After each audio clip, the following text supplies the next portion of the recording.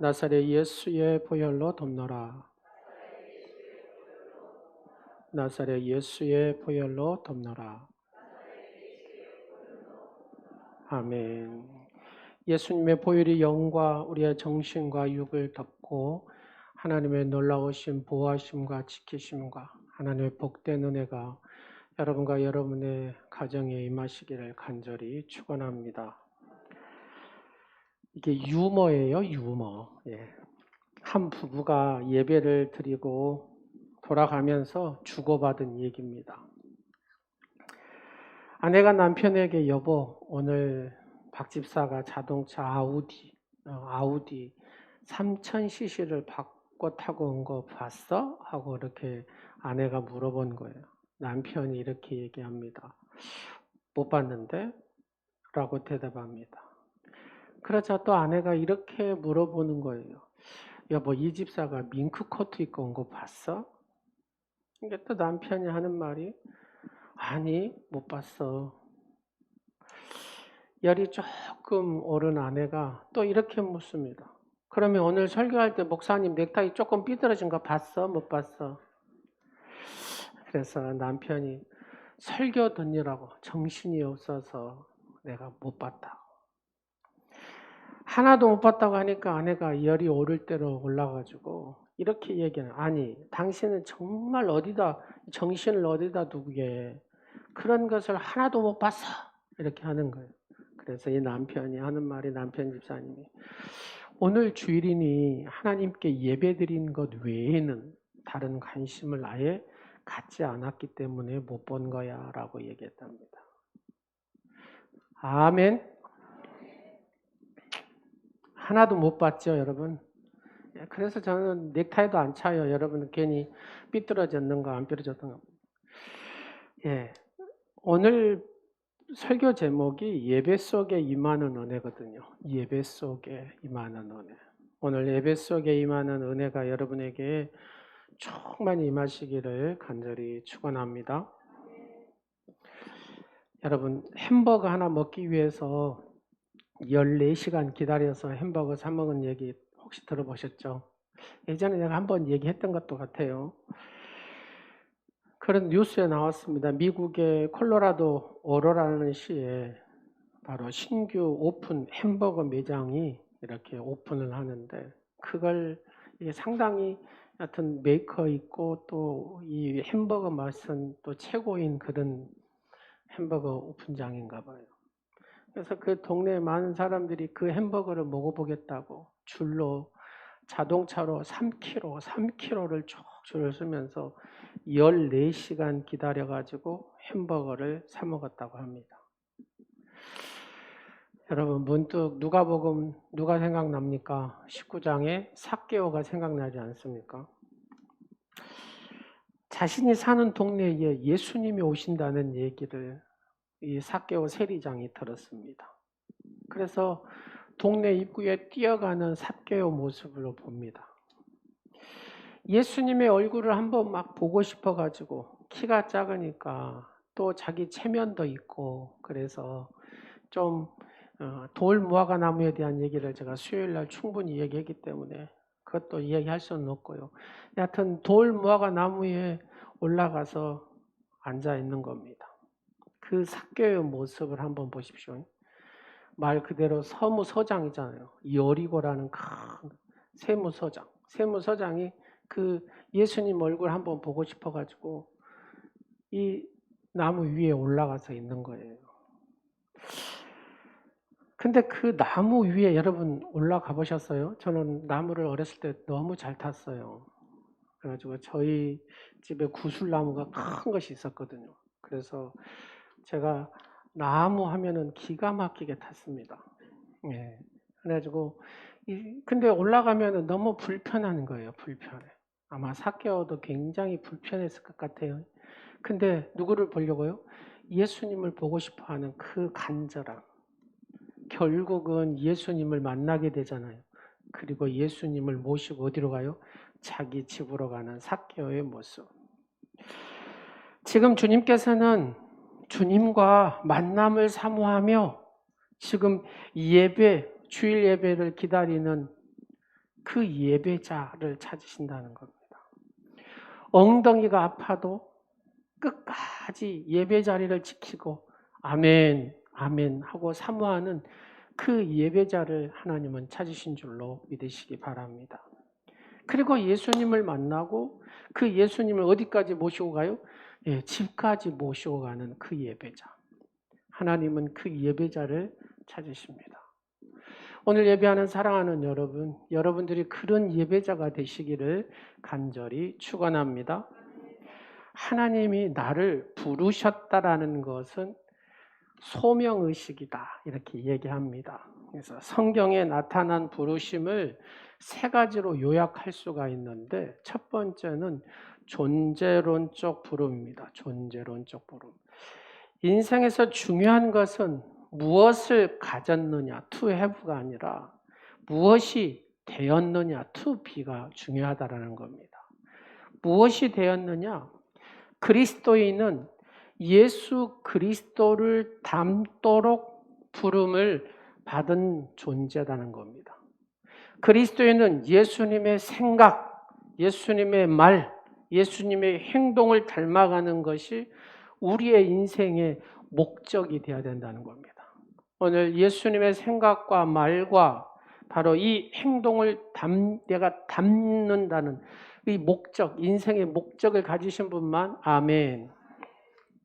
그래서 빌립보서 2장 5절에서 보면 뭐라고 하냐? 너희 안에 이 마음을 품으라. 너희 안에 이 마음, 예수 그리스도의 마음을 품으라. 그러잖아요. 곧 그리스도 예수의 마음이니. 예수의 마음이 뭐예요? 온유하고 겸손이잖아요. 사랑하는 여러분. 예수님의 마음, 온유와 겸손을 담도록 여러분, 여러분의 말에서, 여러분의 생각에서, 여러분의 행동에서 그렇게 인생의 목적을 가지고 살아갈 때 바로 그 사람이 하나님의 사람이요 그리스도인이라고 들을 수 있는 존재라는 사실을 믿으시기 바랍니다. 두 번째는 행위적인 부름입니다. 하나님께서 행위적인 부름. 뭐 하려고요? 그리스도인은 무엇으로 말을 해야 되냐면 이 말로 하는 것이 아니라 삶으로 하나님께 영광 돌리도록 부름을 받았다는 겁니다. 여러분의 삶 가운데 하나님의 놀라우신 그 사랑들을 나타내는 여러분 되시기를 간절히 축원합니다. 진리의 말씀이 나를 붙들 때 내가 어떻게 삽니까? 화평할 수 있고 하나님의 공의를 드러낼 수 있고 바로 하나님의 사랑을 나타내는 삶을 살 수 있다는 사실을 믿으시기 바랍니다. 스가랴 선지자를 통해서 우리에게 그렇게 말씀하고 있습니다. 사랑하는 여러분, 그래서 마태복음 5장 16절에 우리에게 이렇게 얘기합니다. 이같이 너희 빛이 사람 앞에 비치게 하여 그 다음에 뭐라 그래요? 그들로 선한 착한 행실을 보고 하늘에 계신 너희 아버지께 영광을 돌리게 하라. 여러분, 여러분의 삶을 통해서 하나님께 영광을 돌리시는 여러분 되시기를 간절히 축원합니다. 세 번째는 소속의 부름입니다. 소속의 부름. 그리스도인은 누구에게 속한 사람이에요? 하나님께 속한 사람. 요한 1서를 봐도 하나님께 속한 사람. 하나님께 속하는 사람은 믿음으로 이 세상을 이기느니라 라고 말씀합니다. 하나님께 속한 사람으로 우리는 부름을 받았다 그 말입니다. 이 세상에 살지만 세상에 속한 자가 아니라는 얘기입니다. 더 나아가서 그리스도인은 자기가 가진 모든 생명과 재능과 재물과 지위를 하나님 나라를 위해서 사용되어져야 한다는 그 신앙 고백을 가지고 살아가는 것이죠. 지금 한 3, 4위나 된 것 같아요. 빌 게이츠가 세계에서 제일 부자라고 할 때가 엊그제 같은데 지금 좀 밀렸더라고요. 근데 세계에 그래도 기부를 제일 많이 한 사람이 이 사람이잖아요. 돈이 어마어마 많다는 소리잖아요. 뭐 140조인가 20조인가 된다 그래요. 그런데 중요한 것은 자기에게 그 많은 재산이 있어도 이걸 어떻게 사용할 줄을 몰랐습니다. 근데 자기의 사랑하는 아내 멜리사라는 이 아내가 진정한 크리스찬이었어요. 그래서 이 기부할 수 있는 하나님의 물질을 이 이웃에게 나눌 수 있는 그 기부를 계속해서 얘기를 했답니다. 그래서 빌 게이츠 하면은 이 빌 게이츠하고 자기 아내 엘리사의 이름으로 재단이 있잖아요. 우리나라 이번에 그 SK 바이오 그 백신을 만드는데도 이 빌 게이츠가 되고 막 그랬더라고요. 그렇습니다. 하나님의 사람은, 하나님께 속한 사람은 내 생명과 내 재능과 내 재물과 지위를 내가 하나님 앞에 하나님 나라를 위해서 사용하겠습니다 하는 그런 신앙 고백을 가지고 사는 사람. 이것이 바로 세 번째 하나님께 속한 사람의 부름입니다. 이런 하나님의 부르심을 끊임없이 듣는 장소가 어디냐? 하나님과 내가 만나는 예배의 장소다 그 말입니다. 예배함을 통해서 하나님과의 그 음성을 듣게 되고 또 그 부름 앞에 내가 순종하게 된다는 얘기입니다. 따라서 신앙생활에서 가장 중요한 것이 뭐냐? 예배 생활이라는 겁니다. 여러분, 교회를 왜 오지요? 예배하러 와야 됩니다. 예배하러. 교회의 핵심은 예배입니다. 우리가 모이는 핵심도 뭐예요? 첫 번째가 맨 우선순위가 전부 다 예배입니다. 예배가 빠져버리면 아무것도 아니죠. 그래서 이 설교한 이 목사도 예배에 승리한 목사가 돼야 되고, 여러분 장로님들도 예배에 승리한 장로님들이 돼야 되고, 안수 집사님, 권사님, 직분자들이 다 예배에 승리한 직분자들이 돼야 됩니다. 그래야 하나님의 복을 받고 하나님의 은혜로 살게 되는 줄로 믿으시기 바랍니다. 어떻게 하면 예배를 바르게 드릴까? 오늘 본문으로 돌아가서 사마리아 이 여인의 얘기를 한번 보자는 얘기입니다. 어디에서 예배를 드려야 하는가에 그 장소에 대한 관심이 이 사마리아 여인에게 있었습니다. 20절 말씀에 그가 이렇게 얘기합니다. 우리 조상들은 이 산에서 예배하였는데 당신들의 말은 예배할 곳이 예루살렘에 있다 하더이다. 누구한테요? 예수님한테 이 사마리아 여인이 얘기합니다. 이 사마리아 여인이 이 예배 장소에 관심을 갖게 된 이유가 뭐냐? 역사적인 배경으로 살펴보면 이런 배경이 있어서 이 여인이 예수님 앞에 이렇게 얘기를 한 것이다 그 말입니다. 여러분 다윗과 솔로몬에 이어 통일 이스라엘 왕국이 BC 931년에 솔로몬이 뭐 정략 결혼하고 뭐 이렇게 하면서 결국은 그 르호보암 왕 때에 남북으로 분열이 되잖아요. 분열이.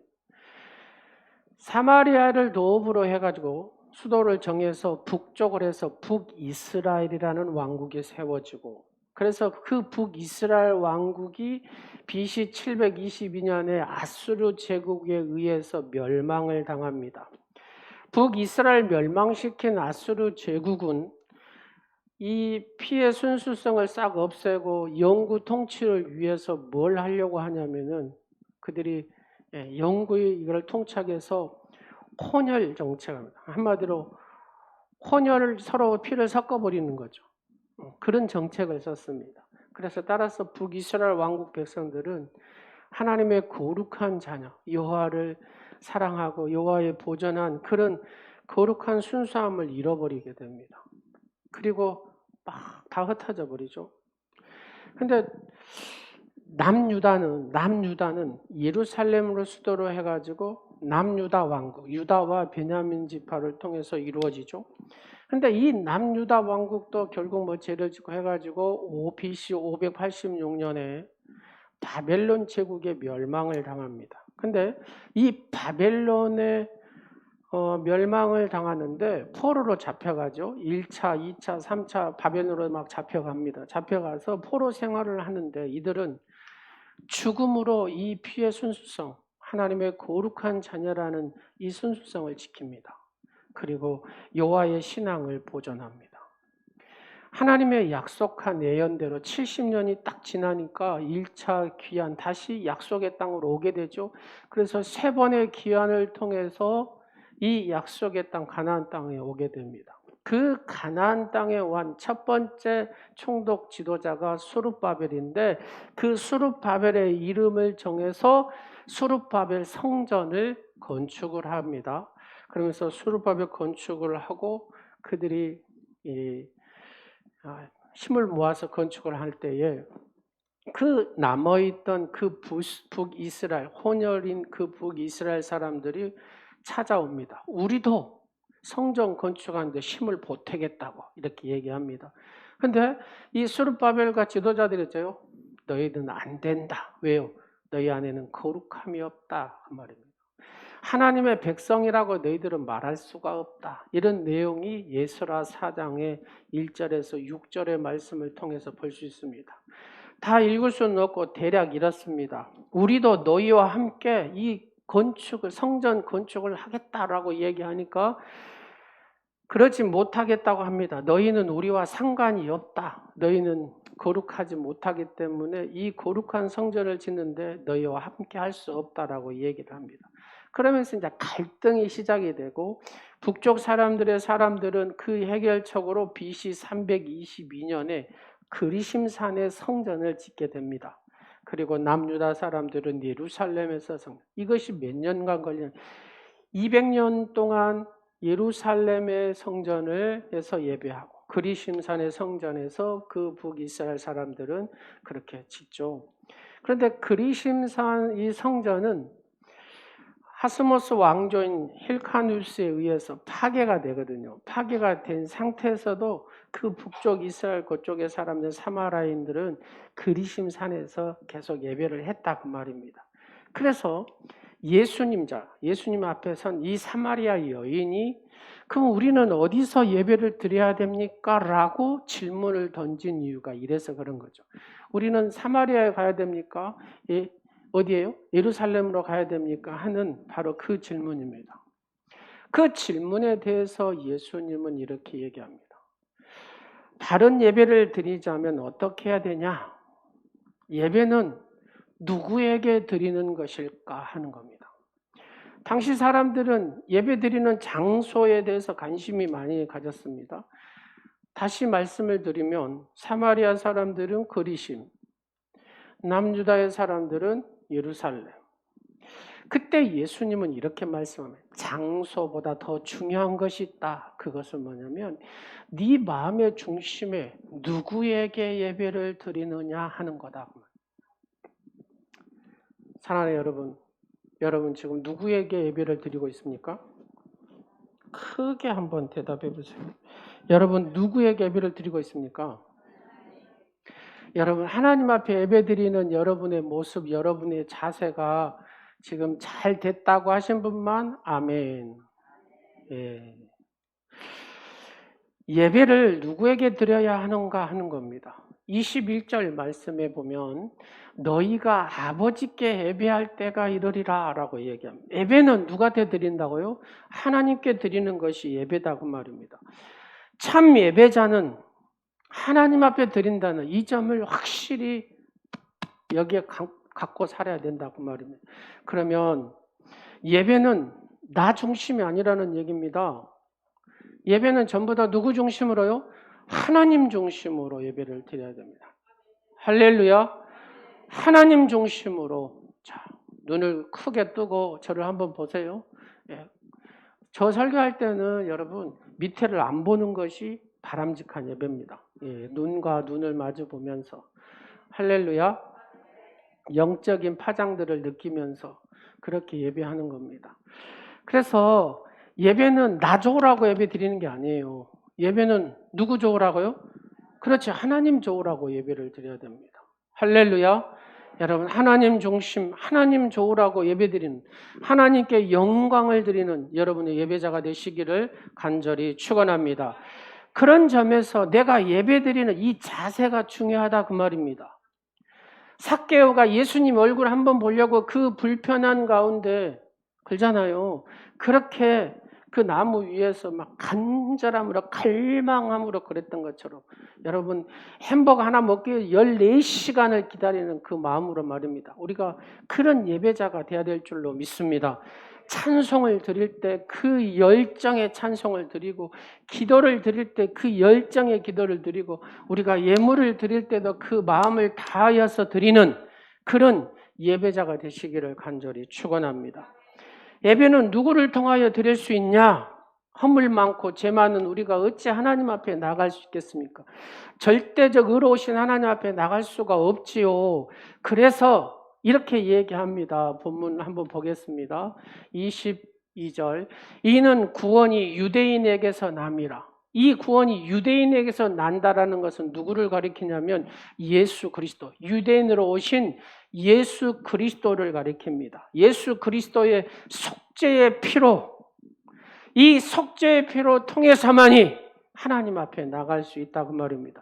우리는 그러잖아요. 내가 예수의 피가 없으면 우리 이 자리에 앉아 있을 수 없습니다.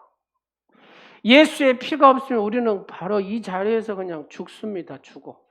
제가 예수의 피가 여기 없으면 여기에서 서 있을 수가 없어요. 바로 죽지요. 죽어. 사랑하는 여러분, 우리는 예수의 피가 있기 때문에 하나님의 보좌 앞에 나갈 수 있고 하나님의 전에 나와서 이렇게 예배할 수 있는 줄로 믿으시기 바랍니다. 예수의 피로 하나님 앞에 나간다는 사실을 여러분 여기에 딱 마음판에 갖고 사시라 그 말입니다.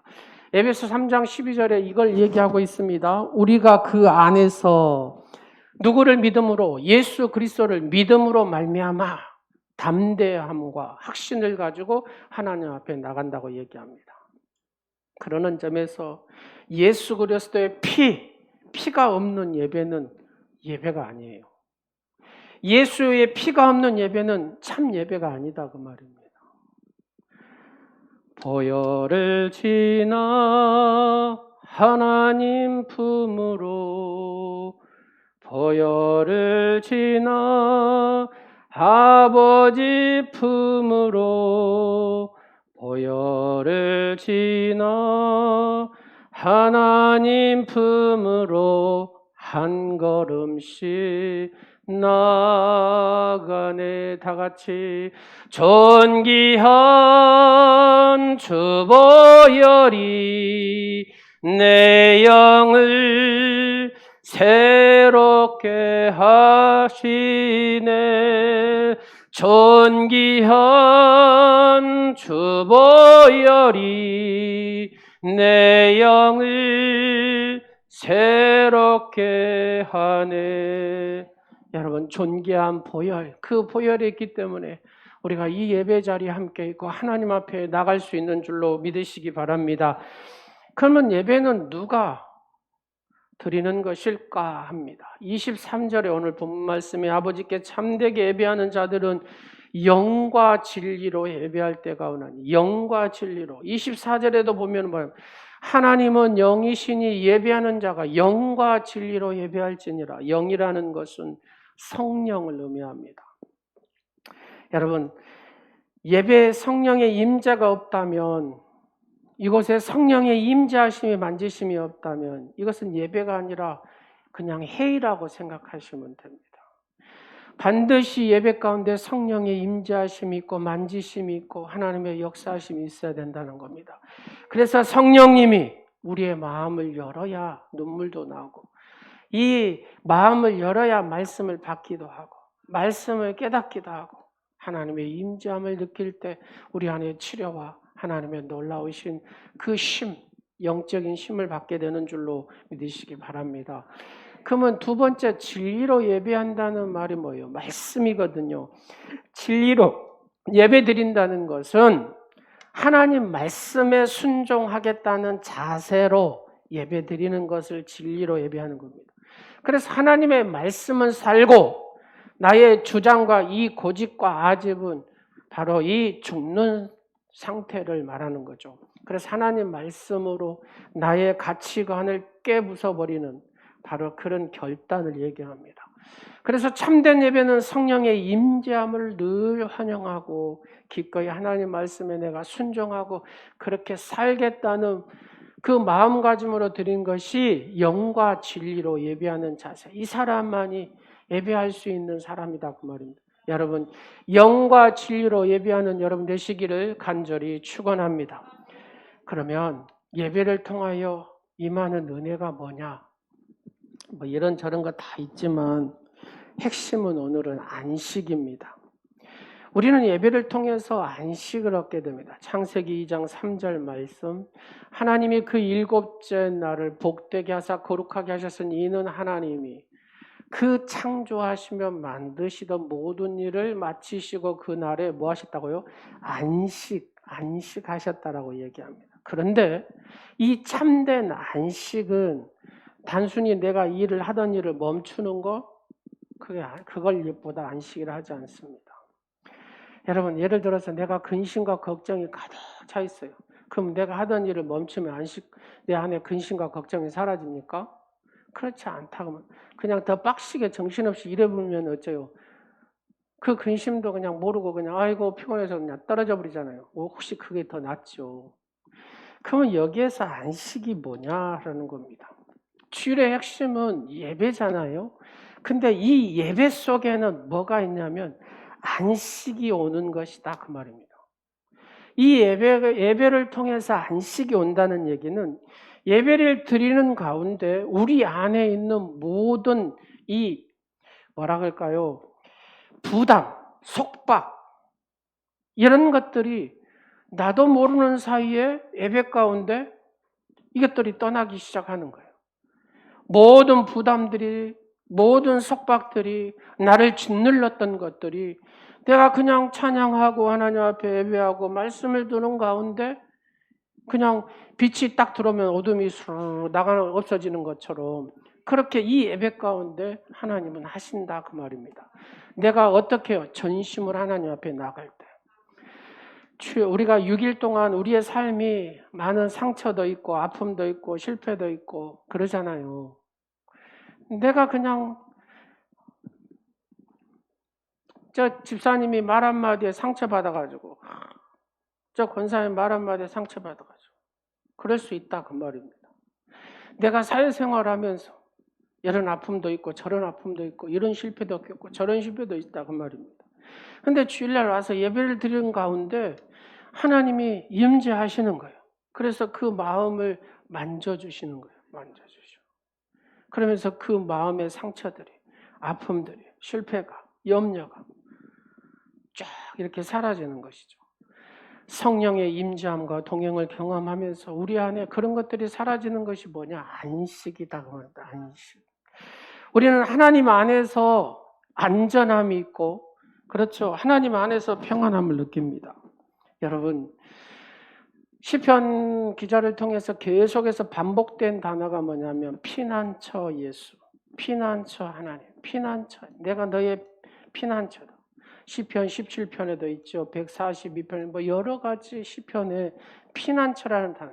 하나님 안에 있어야 내가 안전할 수 있다 그 말입니다. 하나님 안에 있어야 내가 평안할 수 있다고 합니다. 눈에 보이는 세상의 것들이 우리에게 안전을 줄 수가 없고 평안을 줄 수가 없어요. 그러잖아요. 이 코로나라는 이 전염병이 여러분 어디 눈에 보입니까? 어디가 있는지 몰라요. 여러분 집에 있다고 안 걸립니까 이게? 안 그렇잖아요. 어디 이렇게 하루 종일 뭐 1년 내내 집에만 있을 수 없잖아요.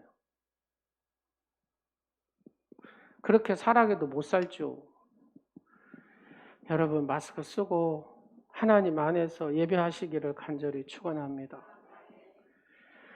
어디를 가도 다 공중에서라도 이 바이러스는 붙은다고 말입니다. 우리가 성령 충만함으로 살아갈 때 이 바이러스도 이기게 되는 줄로 믿으시기 바랍니다. 결국 하나님의 손에 달렸다 그 말입니다. 진정한 안식은 하나님 품 안에 안길 때 찾아오는 것이고 바로 진정한 안전은 하나님 품에 안길 때 내가 안전할 수 있다고 말입니다. 여러분 성 아우구스티누스가 이런 얘기를 했어요. 우리들의 영혼은 하나님 안에서 안식을 찾을 때까지 쉬지 못한다. 그러니까 하나님 안에서 안식을 찾아야 내가 쉼을 얻을 수 있다 그런 말 아닙니까? 6일 동안 아무리 치열해도 주님의 부활의 이 공동체 예배 안에서 기쁨을 찾고 자유의 시간을 맛보고 하나님 주신 그 은총을 얻을 때 그 다음에 세상에 6일 동안도 그 은혜와 은총이 연장이 된다 그 말입니다. 그의 은총은, 하나님의 은총은 평생이라고 시편 기자가 얘기하잖아요. 그러므로 주일날 우리가 여유를 가지고 평소에 잘 돌아보지 못했던 것들을 돌아보자 그 말입니다. 여러분, 주일날만큼은 좀 하나님을 찬양도 좀 듣고 이렇게 하시라 그 말입니다. 베토벤 교향곡 9번 들으셔요? 베토벤 교향곡 몇 번이요? 9번. 그것이 찬송가 64장입니다. 찬송가 64장이 베토벤 교향곡 9번이에요. 그러니까 그것도 들으시고 교향곡도 들으시고, 그리고 드라마 말씀 있잖아요. 드라마 말씀. 그것도 딱 틀어서 들으시고. 그것만 하는 게 아니라 주일날은 시간의 여유를 가지고 은혜를 나누십시오. 은혜를 서로. 의도적으로 시간을 가지고 자기의 공간을 찾으십시오. 저기 중심사 가면 그 편백숲도 있고 다 하거든요. 가까운데. 거기도 멀면은 주차장으로 오세요. 주차장. 교회 주차장 와가지고 꽃이 몇 개나 폈는가 하면서 이렇게 꽃하고 얘기도 하시고 이렇게 하시라고 말이에요. 정말로 꽃이 여러 가지가 펴 있어요. 너무너무 예뻐요. 여러분 말씀 묵상하신 분들은 매일 보시죠. 다 그 여기 있는 겁니다. 우리 권사님 특별히 수고를 해가지고 찍어가지고 저한테 보내주시고 저도 찍고 이렇게 하는데, 그렇습니다. 그 열매 하나, 여러분 그 기가 막힌 거 보세요. 그 요만한 씨앗을 심었는데 뭐 이 담장을 넘어가지고 저기 명지 아파트 나무까지 올라가가지고 막 그 생명의 신비 엄청나잖아요. 그러나 그런 식물 하나를 보면서도 하나님의 강력한 역사하심, 그 은혜들을 보시라는 얘기입니다. 자, 예수님이 설교를 통해서 산상수훈 마태복음 6장 30절 31절을 보겠습니다. 오늘 있다가 내일 아궁이에 던져지는 뭐라고요? 들풀도 하나님이 이렇게 입히시거든 하물며 너일까 보냐 믿음이 작은 자들아.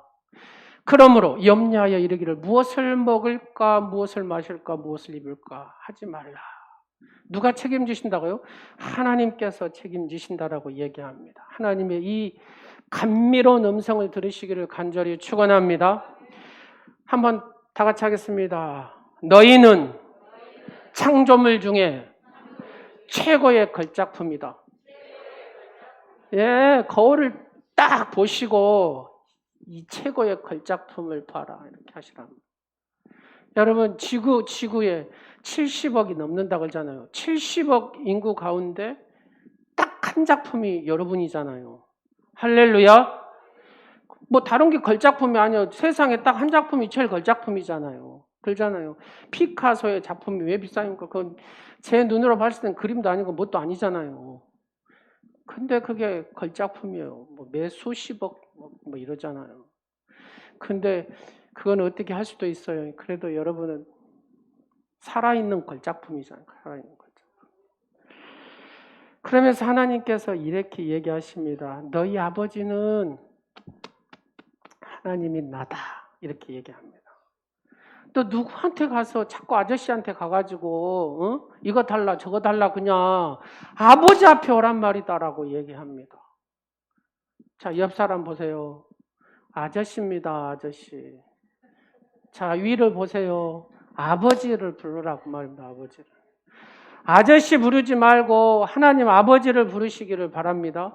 너는 이 하나님 아버지를 놓고 왜 자꾸 옆에다 기웃거리냐. 이스라엘 백성들이 어째요. 바알 아저씨한테 기울이고 아스다르 아저씨한테 아줌마한테 기울이니까 문제가 생겼다고 말입니다. 사랑하는 여러분, 우리의 생사복을 주관하시고 생명의 모든 주관하신 한 우주 만물을 창조하신 그 아버지를 찾고 그 아버지 앞에 매달리고 그 아버지 앞에 맡기고 그 아버지를 의지하고 의뢰함으로 반드시 복을 받는 여러분 되시기를 간절히 축원합니다. 그래요. 하나님은 내가 뭐 실적이나 내고 업적이나 내고 뭐 똑똑하고 유능하고 잘나면 나를 인정해 주시는 하나님이 아닙니다. 그냥 아버지 아시지요. 들풀도 먹이신 아버지, 나는 그래도 하나님 최고의 걸작품을 만든 하나님의 아들, 딸 아닙니까? 공중에 나는 새도 먹이시는 하나님. 그러면서 그 아버지를 부르면 된다고 말입니다. 진짜 예쁜 목소리로, 부드러운 목소리로, 간절한 목소리로, 사랑스러운 목소리로 하나님 아버지를 불러보겠습니다. 시작. 거봐요. 평상시에 잘 안 부르니까 이게 안 돼, 잘. 하나님 아버지, 시작. 예, 그래요. 그 하나님 아버지를 늘 부르심을 통해서 그런 예배자가 되시기를 간절히 축원합니다. 하나님의 사랑을 온몸으로 만지고 보고 경험하고 느끼시라 그 말입니다. 뭘 보면서요? 주차장에 꽃을 만져보면서, 예, 나무를 만져보면서 자연의 이 여러 모습들을 보면서 그 아버지를 느끼라 그 말입니다. 이 안식이란 단어는 회복에서 나왔어요. 회복. 여러분 성경에 셀라라는 단어가 있어요. 시편에 제일 많이 나오지. 한 70일 한 번 나오고 하박국에 한 3번 나오고 또 누가 잘못이었는가 또 74번 나왔다고도 하고 막 그러더라고요. 나도 안 쉬어봐서 몰라요. 데이터로 나와서 좀 본 건데. 여하튼 그래요. 근데 이 셀라라는 단어는 우리가 음악할 때 쉬어라, 쉼표 있잖아요. 멈춤입니다. 멈춤. 쉘라. 한번 해볼래요? 쉘라. 사랑하는 딸아, 아들아, 지금 거기에서 멈춰라.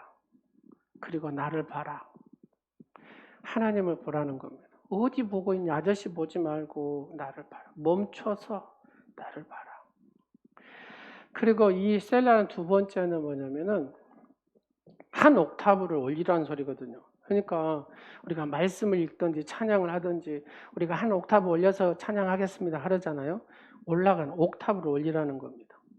그러니까 그렇게 하나님을 부를 때 그냥 한 옥타브 올려서 부르시라 그 말이에요. 하나님 하는 것보다도 좀 한 옥타브 강렬하게 부르고 갈망함으로 부르고 한 옥타브씩 올려서 셀라 이렇게 하시라고. 세 번째는 뭐냐면 이 셀라는 영원함. 영원함으로 전환입니다. 전환. 그러니까 하나님은 영광의 하나님이죠. 영광. 그 하나님의 영광은 어째요? 영원하잖아요. 하나님의 능력도 영원하잖아요. 하나님의 나라도 영원해요. 그렇죠? 그렇습니다. 회복. 그래서 내 이 육신의 슬픔이 영원하신 하나님의 능력을 어떻게 해요? 셀라. 바뀌는, 전환하는 거예요. 뭘로요? 기쁨의 영원함으로. 하나님의 나라는 기쁨이잖아요. 희락이잖아요. 할렐루야. 어둠이 뭐예요? 예수 그리스도는 뭐예요? 빛이잖아요. 빛은 영원해요? 안 영원해요? 영원하잖아요. 셀라, 세 번째 의미가 영원이거든요. 여러분, 어둠에서 밝음의 빛으로, 예수의 빛으로, 영광의 빛으로, 하나님의 그 빛으로 영원한 은혜를 누리라 그 말입니다. 셀라. 여러분, 불안과 두려움과 염려와 근심과 이 모든 것은 하나님의 나라는 뭐예요? 평안, 평강으로 영원하잖아요. 셀라, 전환해라, 영원해라 그 말입니다. 하나님의 주시는 그 평안으로 영원해라 그 말입니다. 육체의 피곤에서 회복돼야 그 다음에 안식이 오고 마음의 근심에서 회복돼야 평안으로 회복돼야 안식이 오잖아요. 영원히 여러분 죄에서부터 해방돼야 안식이 오는 것처럼 예배는 바로 우리에게 이런 회복, 이런 안식을 가져다 준다고 말입니다. 여러분 그런 예배자가 되시기를 간절히 축원합니다. 기도하겠습니다.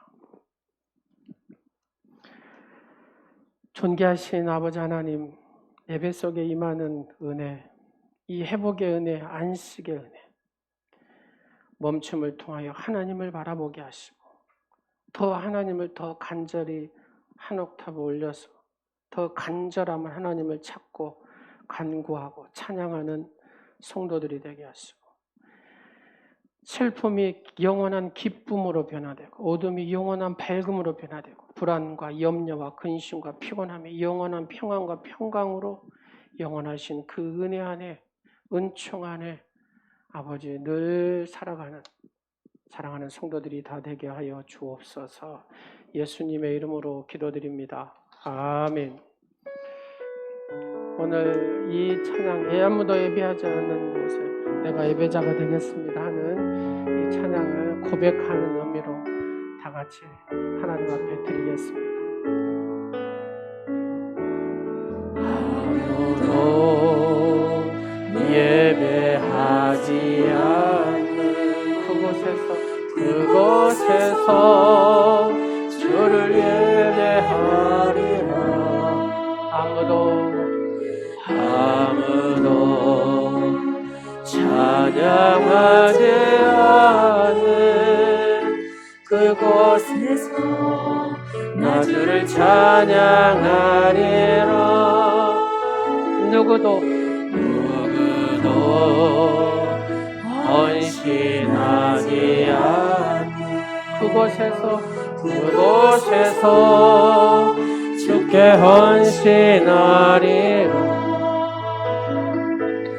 누구도 증거하지 않는 그곳에서 나 주를 찬양하리라. 내가 받는 모든 것 주를 예배하게 하소서. 주의 보혈로 덮어지게 하소서. 내가 선이고 주의 거룩한 것 되게 하소서. 주의 향기로 물들이소서. 한 번만 더. 예배하지 않는 그곳에서 주를 예배하리라. 아무도 찬양하지 않는 그곳에서 나 주를 찬양하리라. 누구도 헌신하지 않는 그곳에서 주께 헌신하리라.